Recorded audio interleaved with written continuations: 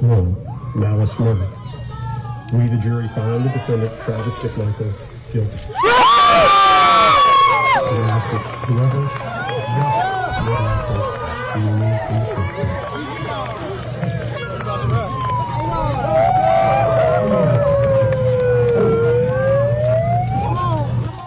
we, the jury, find the defendant, Travis McMichael, guilty. Put your hand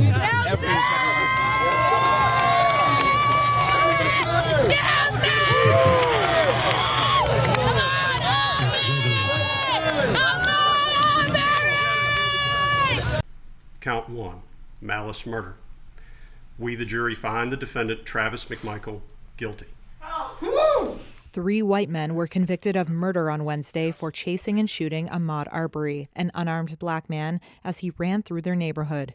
The jury found Travis McMichael, his father Gregory McMichael, and their neighbor William Roddy Bryan guilty of numerous counts, including murder, aggravated assault, and false imprisonment. Guilty.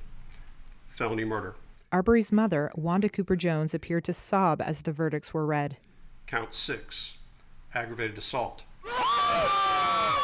Outside the courtroom, civil rights activists erupted into cheers as they heard the jury's decision. Some cried, others chanted Arbery's name.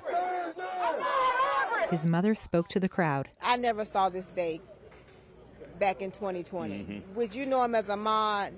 I know him as Quez. Yes. He will now rest in peace. Yes. Prosecutors said the 3 defendants assumed the worst about Arbery when they climbed into their trucks and chased the 25-year-old for 5 minutes before trapping him and shooting him dead. Defendants said they believed Arbery may have been responsible for petty crimes in the neighborhood. Travis McMichael, who fired a shotgun 3 times at Arbery, said he acted in self-defense. It was obvious that he was attacking me, that if he would have got the shotgun from me, then it was this is a life or death situation. The trial touched on questions of racial prejudice, gun rights, and self-defense, and comes on the heels of the acquittal of 18-year-old Kyle Rittenhouse, who fatally shot 2 men during racial justice protests in Wisconsin. Both cases highlighted the broader issue of U.S. gun violence that President Joe Biden has called a national embarrassment. On Wednesday, President Biden said the Arbery conviction showed that America's criminal justice system is doing its job, though the killing was, quote, a devastating reminder of how far we have to go in the fight for racial justice in this country. The 3 men face a federal trial next year on hate crime charges. Case number CR0.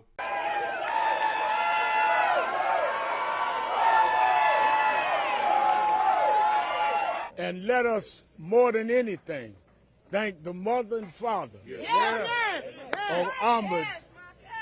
They lost a son, but their son will go down in history as one that proved that if you hold on, that justice can come. And let the word go forth all over the world that a jury of 11 whites and 1 black in the Deep South stood up in the courtroom and said that black lives do matter.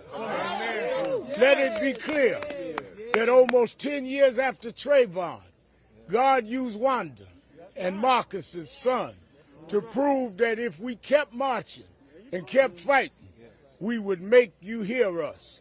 We got a lot more battles to fight, but this was an important battle today. Tell you the truth, I never saw this day back in 2020. I never thought this day would come. But God is good. Yes, he is. And I just want to tell everybody thank you for those who marched, those who prayed, most of all the ones who prayed. Yes, Lord. Thank you, guys. Yes, Lord. Thank you. And now Quez, which you know him as Ahmaud, I know him as Quez. Yes. He will now rest in peace. Yes, Amen. Thank you. Thank you. Wall Street action was muted Wednesday ahead of the Thanksgiving holiday and a shortened session when investors returned on Friday. The Dow slipped 9 points, the S&P 500 rose 10, the Nasdaq rallied 70. Economic data gave investors much to think about over the holidays. Consumer spending rose more than expected in October, and inflation remained on an upswing. The so-called core PCE, a measure of inflation favored by the Federal Reserve, showed a 12-month surge through October of 4.1%. In separate data, the number of Americans who filed for new jobless assistance plunged to lows not seen since 1969. Investors also received some insight into Fed thinking. Minutes from the November meeting showed some policymakers may be open to accelerating the Fed's plan to stop buying bonds to support the economy. Ed Cofrancesco, CEO of International Assets Advisory, thinks investors should tweak their portfolios with a less accommodative or, quote, hawkish Fed in mind. We think we're going to have inflation through 23. So while we still think that equity markets will remain at or near all-time highs for the next few months, at some point, as the Fed takes a more hawkish approach, and clearly that's what they're indicating in today's minutes, that the jet fuel is going to be taken out, this rocket fuel is going to be taken away from the markets, so that retail investors need to start exercising defensive strategies.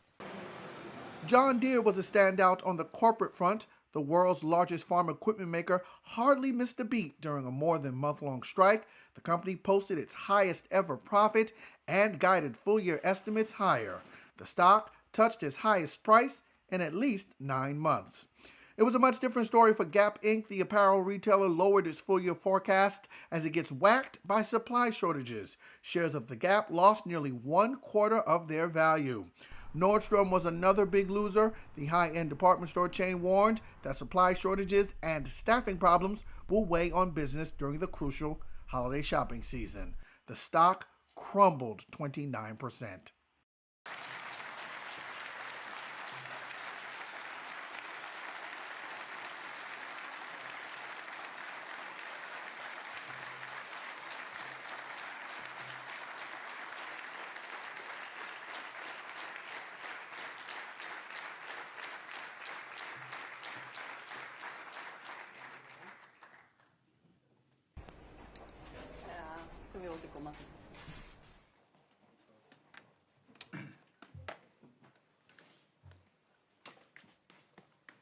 Jag har nu träffat talmannen och begärt att I have met the Speaker and have asked to be relieved of my duties as Prime Minister. But I have also told him that I am ready to be Prime Minister, but in a single-party Social Democrat government.